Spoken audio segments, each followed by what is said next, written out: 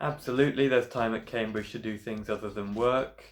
I probably have about 16 contact hours a week, and I spend a similar amount of time, maybe a bit more, working independently. So that leaves plenty more hours in the week for doing extracurriculars and having a lot of downtime as well. There's definitely time in your day, in your week, in your term, in your whole time at Cambridge to be able to do things other than your degree work. Just as some examples, there's loads of sports teams you can get involved with, lots of theatre going on in Cambridge, and especially in Pembroke, we have the Pembroke Players, which is like the largest college-based drama society in Cambridge. And with sports, there's sports at college levels, at university level, so like all abilities really.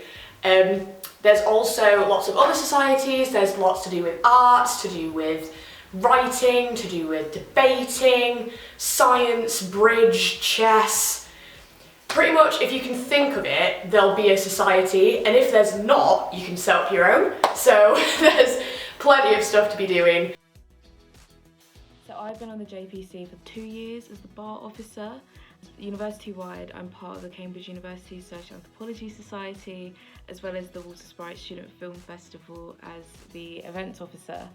And yeah, there's so much you can do in terms of clubs and societies. I also play football for Pembroke, and yeah, you can meet so many great people by doing it. The main club I'm involved in is the Pembroke Rowing Club. I've absolutely loved learning to row with them. Never rowed before I came to Cambridge, and I've had so much fun and met so many great people doing that. But I've got involved in other sports clubs at Pembroke. I got involved in some music clubs at Pembroke. I'm a member of the Cambridge Union, and I've seen some fantastic speakers come into Cambridge because of that. And I'm a committee member of the Winnie the Pooh Society at Pembroke College.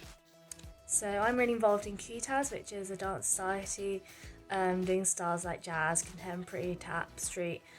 And then we have competition team and classes for beginner up to advanced. And then I've also been really involved in the Women in Engineering Society, which is just for women and non-binary people interested in engineering or studying engineering, like as a community, to support each other, highlight each other's achievements, all that good stuff. The nightlife in Cambridge is completely varied. So you have your classic pop cheesy nights, you've got some disco and a bit of funk, a bit of drum and bass. There's a lot of different types of events to suit everyone's musical needs. And there's also a lot of student DJs and student artists who host their own nights, so you can get involved with that as well.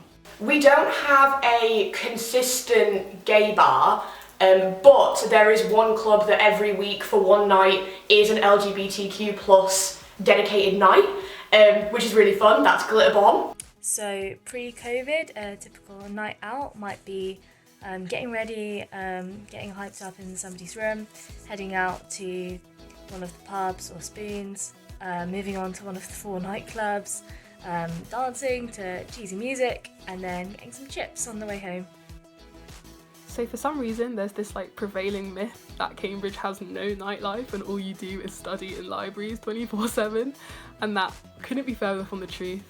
It's so important to have a good work-life balance, and Cambridge nightlife I've found super enjoyable. I've made most of my closest friends on nights out actually, which is such an incredible feeling. There'll be something for you, and I really enjoy that part of my experience. There's a lot of non-drinking options as well, or like more casual drinking options. Like I said, there's loads of pubs, so going out on a night for a couple of pints with your pals is a great option as well. So yeah.